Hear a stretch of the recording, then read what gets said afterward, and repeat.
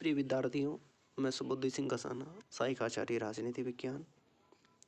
आज हम संघीय व्यवस्था फेडरल सिस्टम के बारे में विस्तार से जानेंगे। भारतीय संदर्भ में संघीय व्यवस्था को जानेंगे। राजनीतिक शास्त्रियों ने राष्ट्रीय सरकार एवं क्षेत्रीय सरकार के संबंधों की प्रकृति के आधार पर सरकार को दो भागों, एकल व संघीय, में वर्गीकृत किया है। परिभाषा के अनुसार एकल या एकात्मक सरकार वह है जिसमें समस्त शक्तियाँ व कार्य केंद्रीय सरकार और क्षेत्रीय सरकार में निहित होती हैं। दूसरी ओर संघीय सरकार वह है जिसमें शक्तियाँ संविधान द्वारा केंद्र सरकार एवं क्षेत्रीय सरकार में विभाजित होती हैं। दोनों अपने अधिकार क्षेत्रों का प्रयोग स्वतंत्रता पूर्वक करते हैं। ब्रिटेन, फ्रांस, जापान, चीन, Italy, Belgium, Norway, Sweden, Spain आदि में सरकार का एकात्मक स्वरूप है, जबकि अमेरिका, स्विट्जरलैंड, ऑस्ट्रेलिया, कनाडा, रूस, ब्राज़ील, अर्जेंटीना आदि में सरकार का संघीय मॉडल है। संघीय मॉडल में राष्ट्रीय सरकार को संघ सरकार, केंद्रीय सरकार या संघीय सरकार के रूप में जाना जाता है और क्षेत्रीय सरकार को राज्य सरकार या प्रांतीय सरकार के रूप में जाना जाता है। संघीय एवं एकात्मक सरकार की विशेषताओं को हम तुलनात्मक रूप से इस प्रकार से जान सकते हैं। संघीय सरकार जिसमें दोहरी सरकार अर्थात एक राष्ट्रीय एवं क्षेत्रीय सरकार होती है। एकात्मक सरकार के अंतर्गत एकल सरकार राष्ट्रीय सरकार ही होती है जो क्षेत्रीय सरकार बना सकती है। संघीय सरकार की दूसरी विशेषता ये लिखित संविधान पाया जाता है इन सरकारों में, क्योंकि लिखित संविधान के द्वारा राष्ट्रीय और जो क्षेत्रीय सरकारों के बीच में शक्तियों का विभाजन पाया जाता है। एकात्मक सरकार में संविधान लिखित भी हो सकता है, जैसे फ्रांस में लिखित है, ब्रिटेन में अलिखित है। संविधान की सर्वोच्चता संघीय सरकार की एक प्रमुख विशेषता पाई जाती है, जबकि एकात्मक सरकार के अंतर्गत संविधान सर्वोच्च भी हो सकता है, जैसे जापान में संविधान सर्वोच्च है और ब्रिटेन में संविधान की सर्वोच्चता नहीं है। संघीय सरकार की सबसे प्रमुख विशेषता है कि कठोर संविधान पाया जाता है। एकात्मक सरकार के अंतर्गत संविधान कठोर भी हो सकता है, जैसे फ्रांस का संविधान कठोर है, ब्रिटेन का संविधान लचीला संविधान है। स्वतंत्र न्यायपालिका संघीय सरकार की एक प्रमुख विशेषता है। एकात्मक सरकार के अंतर्गत न्यायपालिका स्वतंत्र भी हो सकती है और नहीं भी।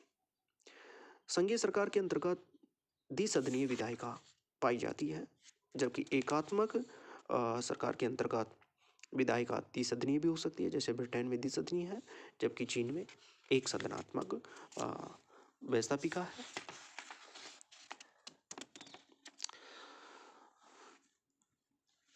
संघ शासन शब्द को लैटिन शब्द फोएड्स से लिया गया है, जिसका अभिप्राय है संधि या समझौता। इस तरह से संघ शासन एक नया राज्य है, यानी एक राजनीतिक व्यवस्था है जिसमें विभिन्न इकाइयों के बीच संधि या समझौते के तहत निर्मित किया गया है। संघों की इकाइयों को विभिन्न नामों जैसे राज्य अमेरिका में, कैंटीन स्विट्जरलैंड में, प्रांत कनाडा में, गणतंत्र रूस में पुकारा जाता है। संघ शासन दो रूपों में निर्मित होती है, वे हैं एकीकरण और विभेदीकरण। पहले मामले में सैनिक कमजोरी वाले या आर्थिक रूप से पिछड़े राज्य जो स्वतंत्र थे मिलकर एक बड़े या मजबूत संघ का निर्माण करते हैं, उदाहरण के लिए अमेरिका में। दूसरे मामले में एक बड़ा एकीकृत राज्य संघ में परिवर्तित हो जाता है, जहाँ राज्यों को स्वायत्ता होती है, उदाहरण के लिए कनाडा। अमेरिका विश्व में पहला और प्राचीनतम संघीय शक्ति वाला देश है। अमेरिका क्रांति के बाद 1787 में संविधान का निर्माण किया। जिसमें 50 राज्य, मूलतः तो 13 ही राज्य समाहित थे। संघीय शासन में कनाडा 10 प्रांत, मूल रूप से 4 प्रांत से निर्मित, भी काफी पुराना है, जो 1867 में निर्मित है। भारत के संविधान में संघीय सरकार व्यवस्था को अपनाया गया है। संविधान निर्माताओं ने संघीय व्यवस्था को 2 कारणों से अपनाया: देश का वृहद आकार एवं सामाजिक सांस्कृतिक विविधता। उन्होंने महसूस किया कि संघीय व्यवस्था से न केवल सरकार की शक्ति बढ़ेगी, बल्कि क्षेत्रीय स्वायत्तता और राष्ट्रीय एकता में भी अभिवृद्धि होगी। वैसे संविधान में कहीं भी संघ शब्द का प्रयोग नहीं किया गया है। इसके स्थान पर संविधान का अनुच्छेद 1 भारत को राज्यों के संघ के रूप में परिभाषित करता है। डॉक्टर भीमराव अंबेडकर के अनुसार राज्यों के संघ से 2 बातें उभर कर सामने आती हैं। पहली, अमेरिकी संघ के विपरीत भारतीय संघ राज्यों के बीच सहमति का प्रतिफल नहीं है, तथा दूसरी, राज्यों को यह अधिकार नहीं है कि वे स्वयं को संघ से पृथक कर सके। फेडरेशन संघ है क्योंकि वह अविभाज्य है। भारत की संघीय व्यवस्था कनाडाई मॉडल पर आधारित है। एक अत्यंत सशक्त केंद्र के होने के आधार पर कनाडाई मॉडल अमेरिकी मॉडल से सर्वथा भिन्न है।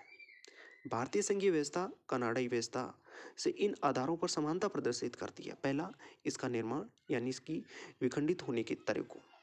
दूसरा, संघ शब्द का प्रमुखता से प्रयोग। कनाडा में भी संघ शब्द का प्रयोग किया गया है। इसकी केंद्रीकरण की प्रवृत्ति, राज्यों की तुलना में केंद्र का ज्यादा शक्तिशाली होना। अब हम देखते हैं भारतीय संविधान की संघीय विशेषताएं।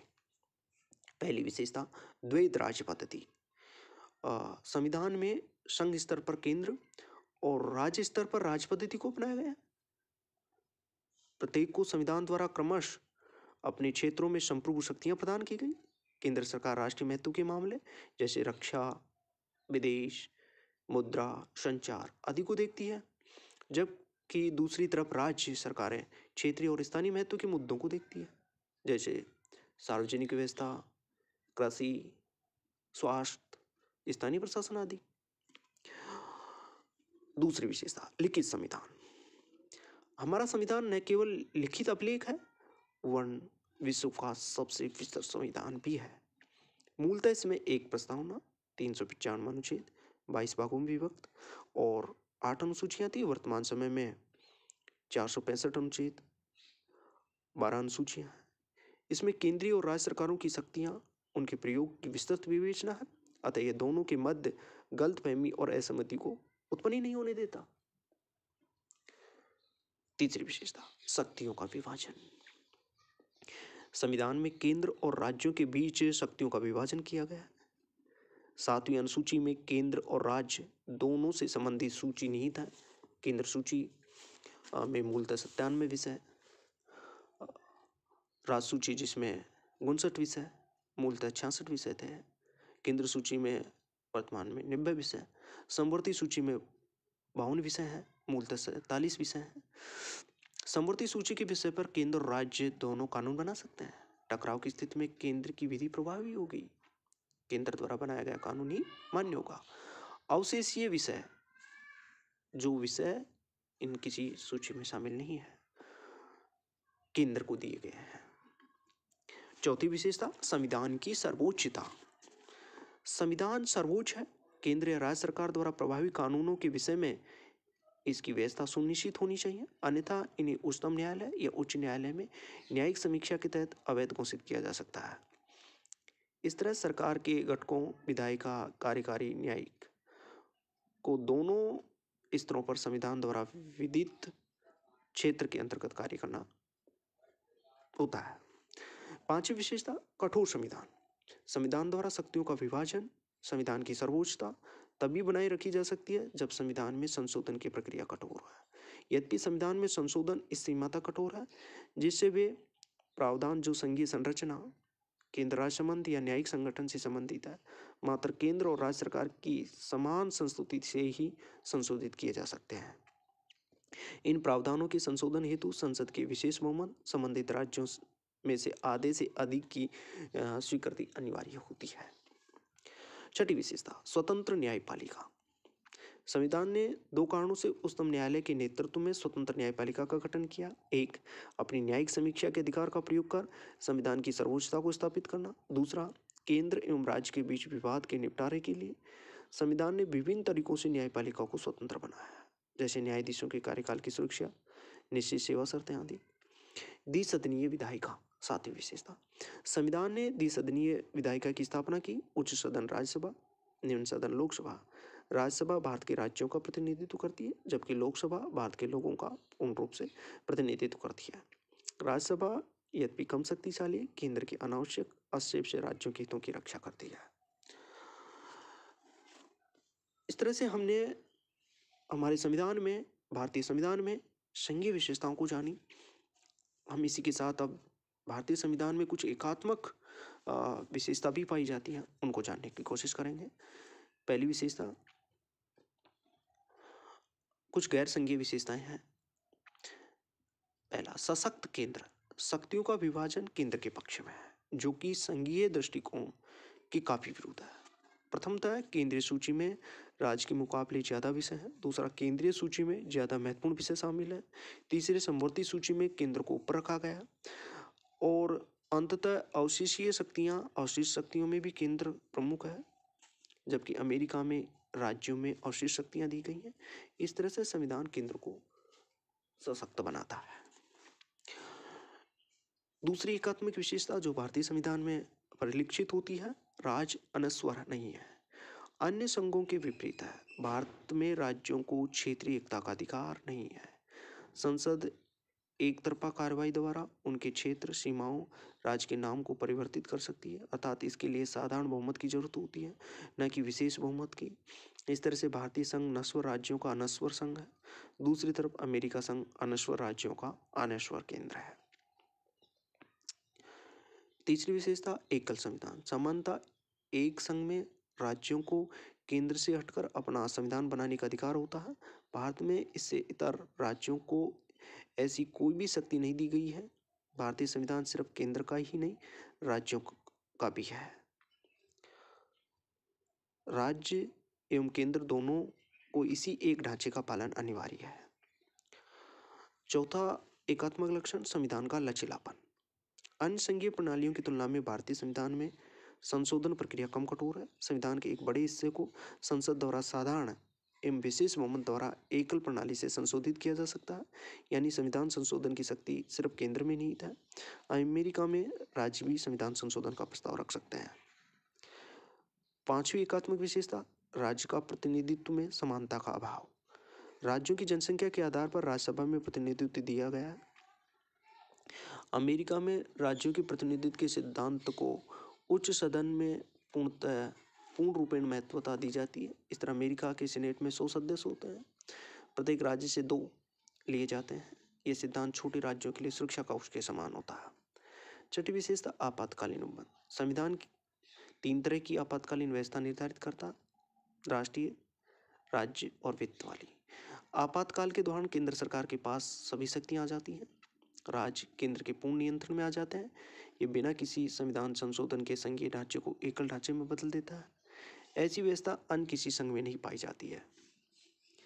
सातवां एकात्मक विशेषता, एकल नागरिकता। दोहरी व्यवस्था के बावजूद भारत का संविधान कनाडा की तरफ एकल नागरिकता की व्यवस्था को अपनाता है। यहाँ केवल भारतीय नागरिकता है, कोई अन्य पृथक राज्य नागरिकता नहीं है।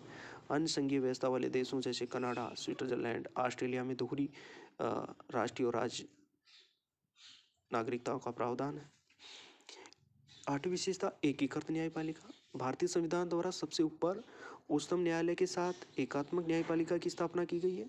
इसके अधीन राज्य उच्च न्यायालय होते हैं। न्यायालयों की एकल व्यवस्था केंद्र एवं राज्य दोनों पर लागू होती है। दूसरी ओर अमेरिका में न्यायालयों की दोहरी व्यवस्था है। संघीय कानून संघीय न्यायपालिका और राज्य कानून राज्य न्यायपालिका द्वारा लागू किए जाते हैं। नवी विशेषता, अखिल भारतीय सेवाएं। अमेरिका में संघीय सरकार व राज्य सरकारों की अपनी लोक सेवाएं हैं। भारत में भी केंद्र और राज्यों की पृथक लोक सेवाएं हैं, लेकिन इसके अतिरिक्त अखिल भारतीय सेवाएं केंद्र और राज्य दोनों के लिए है। केंद्र द्वारा इन सेवाओं के सदस्यों का चयन किया जाता है, उन्हें प्रशिक्षण दिया जाता है, उन पर केंद्र का पूर्ण रूप में नियंत्रण भी होता है। अतः ये सेवाएं संविधान के अंतर्गत संघीय सिद्धांत का उल्लंघन करती हैं।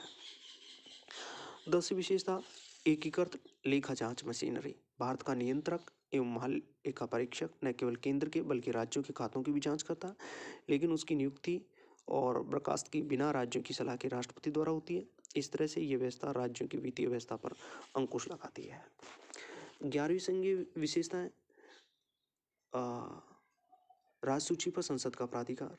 इस सूची के विषयों पर राज्यों के काफी अधिकार दिए जाने के बावजूद केंद्र का सूची के विषय में अंतिम प्राधिकार बना रहता है। संसद को यह अधिकार प्राप्त है कि वह राज्य सूची में राष्ट्रीय महत्व को प्रभावित करने वाले विषयों पर राज्यसभा द्वारा पारित होने पर विधान बना सकती है। इसका तात्पर्य है कि बिना संविधान संशोधन के संसद की विधायिका संबंधी शक्तियों को बढ़ाया जा सकता है। ऐसा तभी किया जा सकता है जब किसी प्रकार आपातकालीन व्यवस्था न हो। राज्यपाल की नियुक्ति के संबंध में, राज्यपाल राज्य का प्रमुख होता है जिसकी नियुक्ति राष्ट्रपति द्वारा की जाती है। वह केंद्र के एजेंट के रूप में कार्य करता है। राज्यपाल के माध्यम से केंद्र राज्य पर नियंत्रण रखता है। इसके विपरीत अमेरिका में राज्य प्रमुख निर्वाचित होते हैं। इस संदर्भ में भारत ने कनाडाई प्रणाली को अपनाया है। एकीकृत निर्वाचन प्रणाली अगली एकात्मक विशेषता। चुनाव आयोग न केवल केंद्रीय चुनाव संपन्न करता है बल्कि राज्य विधानमंडलों के चुनाव भी कराता है, लेकिन इस इकाई की स्थापना राष्ट्रपति द्वारा होती है और राज्य इस मामले में कुछ नहीं कर सकते हैं। इसके सदस्यों को भी इसी प्रकार हटाया जा सकता है। इसके विपरीत अमेरिका में संघ और राज्य दोनों के निर्वाचन के अलग मशीनरी है। राज्यों के विधेयकों पर वीटो। राज्यपाल को राज्य विधानमंडल द्वारा पारित कुछ विधेयकों को राष्ट्रपति की संस्तुति के लिए सुरक्षित रखने का अधिकार। राष्ट्रपति अपनी संस्तुति के लिए इसे न केवल पहली बार बल्कि दूसरी बार भी रोक सकता है। इस तरह से राष्ट्रपति के पास राज्य विधेयकों पर वीटो का अधिकार है, लेकिन अमेरिका और ऑस्ट्रेलिया में स्वायत्त इकाइयाँ हैं और वहाँ इस तरह की कोई व्यवस्था नहीं है। धन्यवाद।